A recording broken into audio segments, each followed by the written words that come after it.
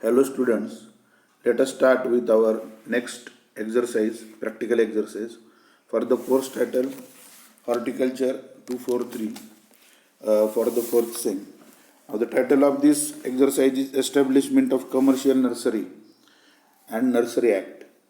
Now what is meant by nursery? What are the points to be considered or ideal for selection of site of a nursery? Then what are the components or features of the modern nursery that are to be considered while raising a modern nursery? So let us see about the definition of nursery. Nursery is a place where seedlings, samplings, trees and other plant material are grown and maintained until they are planted in the permanent place. Now this is the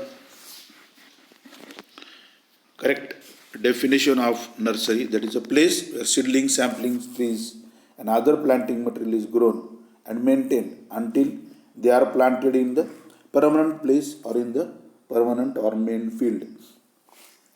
Now setting up of a horticultural nursery is a long-term venture. That means it is a long-term risky work and needs proper planning for good return. It should be planned very properly.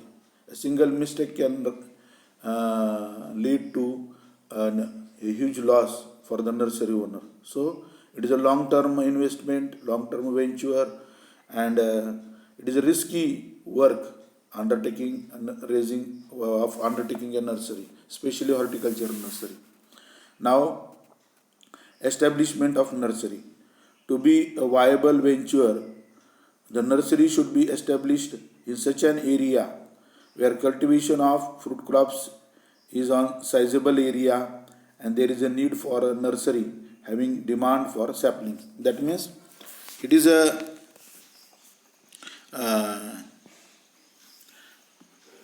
venture that is practically capable of growth and development venture, a risky venture also.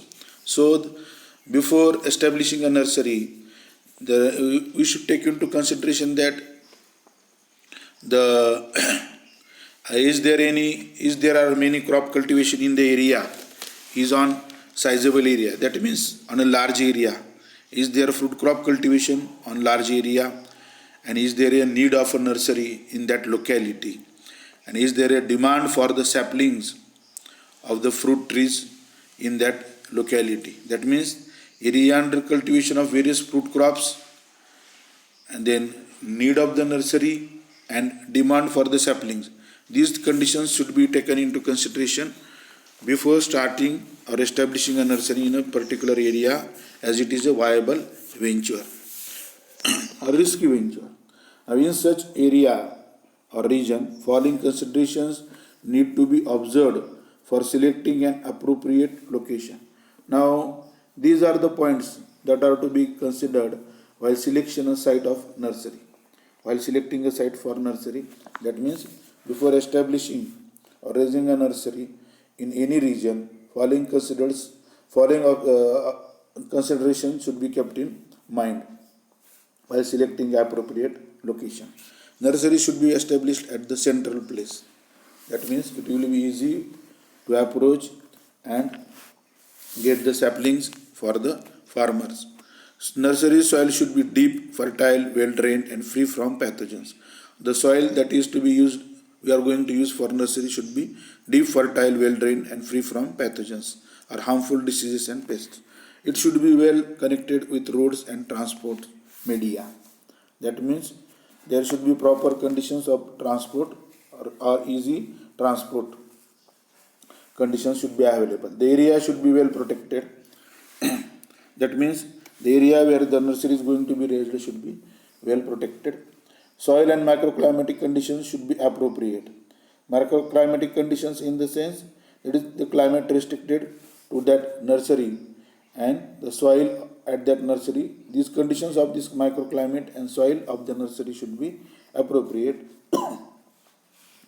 Now, availability of irrigation and water supply is ensured. That means there should be ensured availability of irrigation and water supply, because These two are the very most important points for raising a nursery. There should be continuous water supply and power supply also. The irrigation should be, sources should be ensured, and power supply should be also ensured. Availability of skilled personnel is ensured.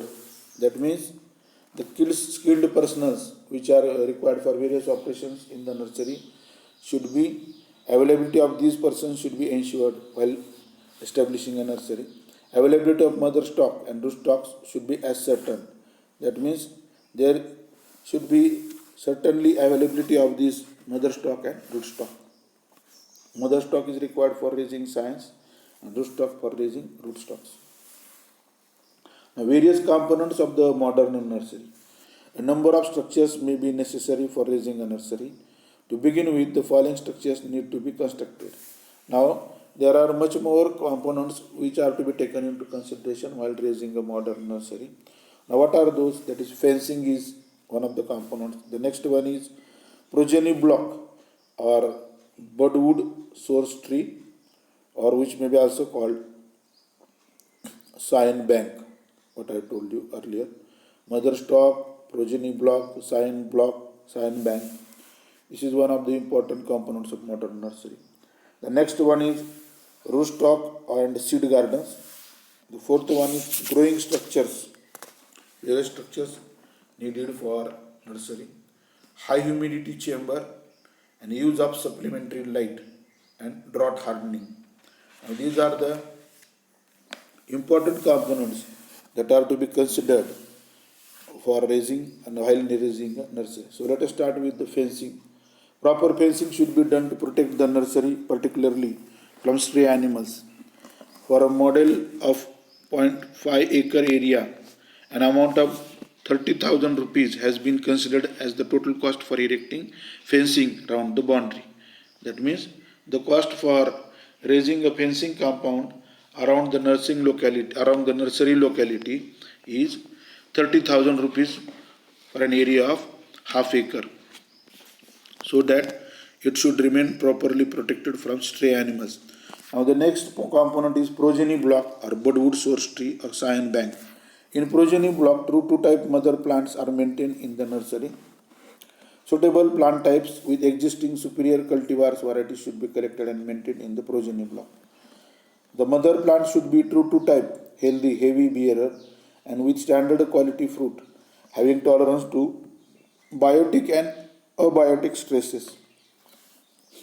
The budwood source trees are maintained by adopting appropriate sanitary procedures.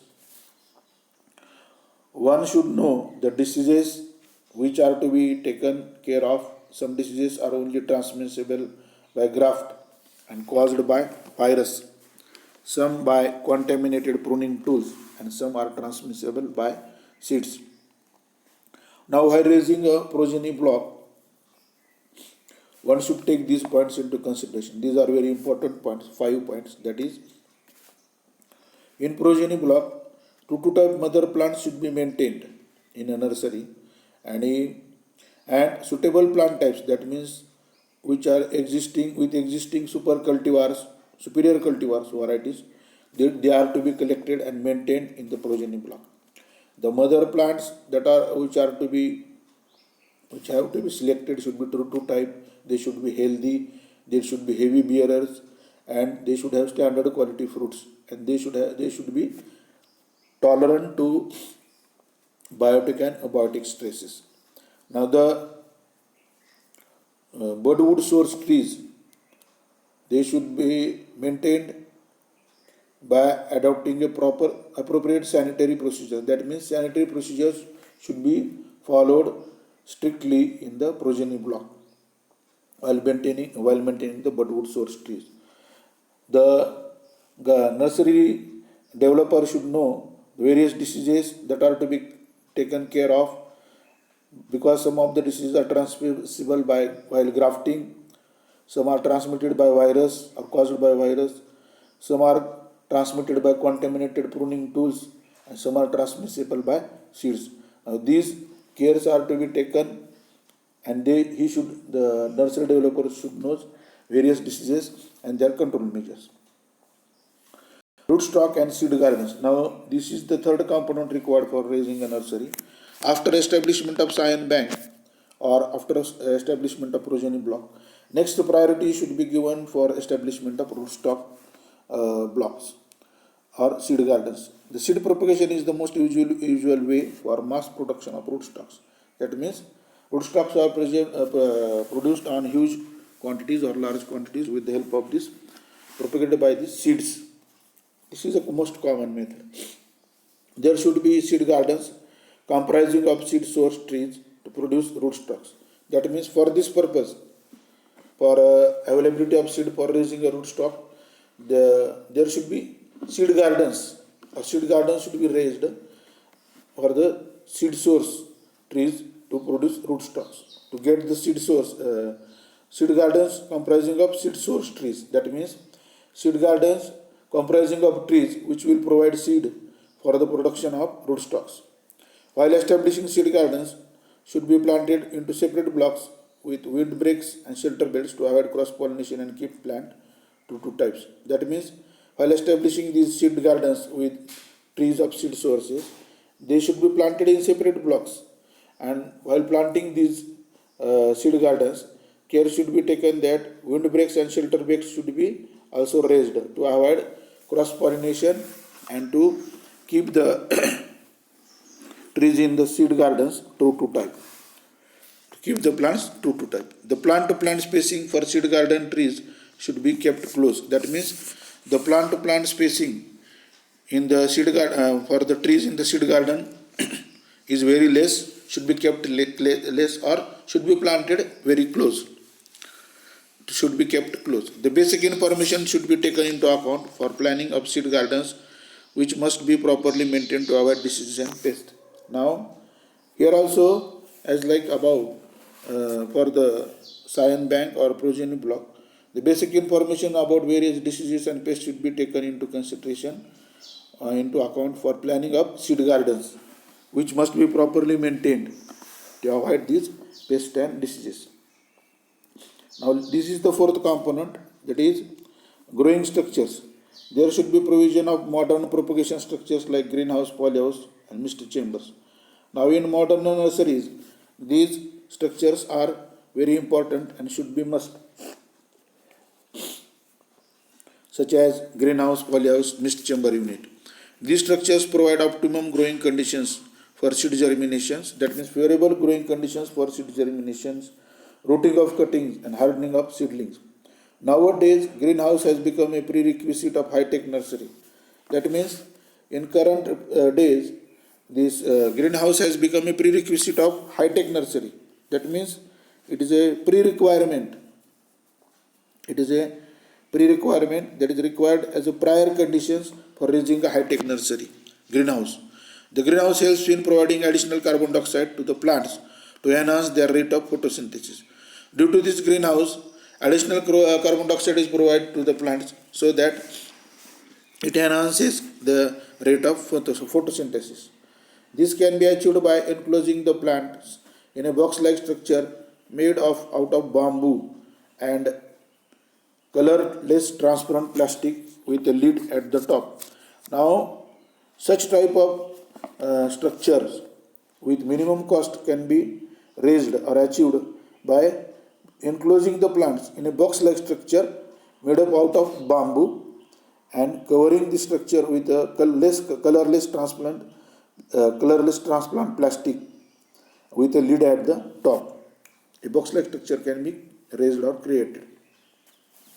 The polyhouse low-cost greenhouse. It is about low-cost greenhouse. The polyhouse of 9 meter by 4 meter dimensions with a 90 centimeter brick wall and 3.6 meter tall polythene roof supported by local materials like bamboo may be constructed. The cost estimated for such a polyhouse is approximately 300 rupees per square meter. Now,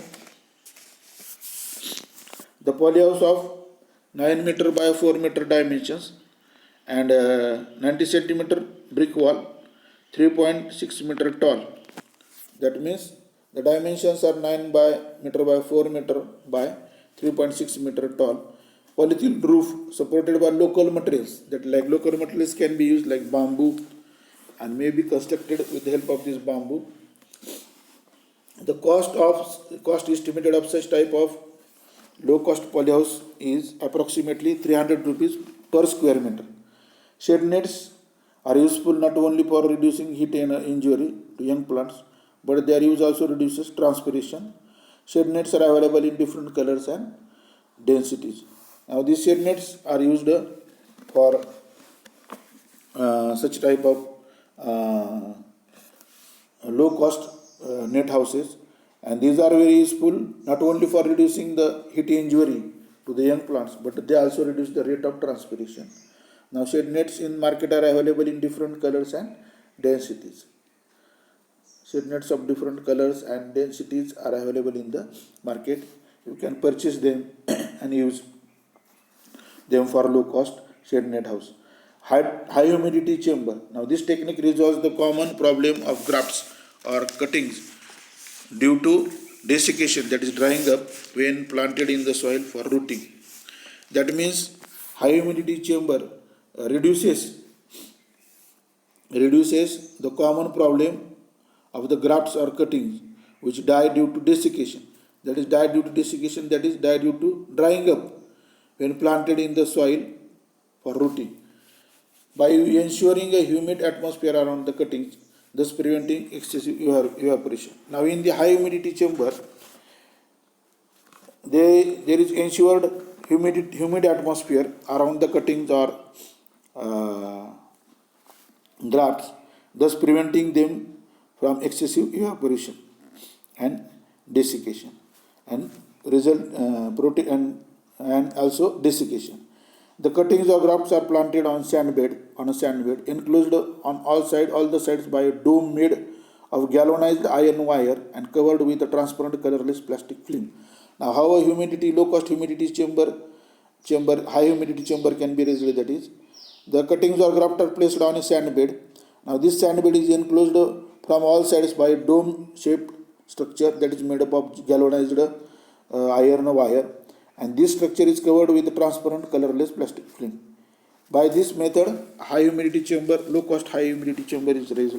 The sand is watered filled capacity, and the plastic film traps evaporation inside the chamber, creating a highly humid atmosphere. Now, the sand beds are irrigated to attain the filled capacity, and plastic films which are covering the galvanized iron structure, this will trap the evaporation inside the chamber, and that will create a highly humid atmosphere. The dome must be shaded since the direct sunlight will heat up the internal atmosphere of the dome, killing the plants. That means this dome-like structure should be shaded since direct sunlight will heat up the internal atmosphere of this dome and kill the plants. So it should be shaded. Under use of supplementary light, use of supplementary light. The title is as use of supplementary light. Supplementary light. Several plants go into winter dormancy when the day length gets short. Additional light from the tube lights given after sunset creates long day conditions that prevents the plant from going into winter dormancy. Light given at the end of the day, that is photo period, also encourages the growth of green leaves. They grow tall without developing lateral branches. On the other hand, if they are exposed to fluorescent light from the tube lights laid on the ground, they develop side branches and show a bushy habit. The exposure to light is necessary only for about half an hour immediately after the end of the photo period to get the desired results. Scientific use of supplementary light substantially enhances the growth of the plant. Now, use of supplementary light is one of the most important component for in the raising a modern nursery. Now, several plants in winter go into winter dormancy when the day lengths get short. As day lengths are shorter in winter, plants go in winter dormancy. Now, additional light from the tube lights given after the sunset create a long day conditions that prevents the plant from going into winter dormancy. That means plants which go into winter dormancy can be prevented by supplying them with additional light, creating long day conditions. Light given at the end of the day, that is at the end of the photo period, also encourages the growth of green leaves and the plants grow tall without developing lateral branches. On the other hand, if they are exposed to fluorescent light from the tube lights laid on the ground, they develop side branches and show a bushy habit. Exposure to light is necessary only for half an hour immediately after the photo period or end of the day to get the desired result. Scientific use of supplementary light substantially enhances the growth of the plants. Now, the seventh component is drought hardening. Now, plants that are raised under high atmospheric humidity and shade often die due to transplanting shock when shifted in the fields. To prevent this, the plants are hardened by following external dry air, by allowing the external dry air to enter the chamber gradually. This is achieved by lifting the plastic films onto opposite sides of the high humidity chamber to some extent to create small openings in the chamber.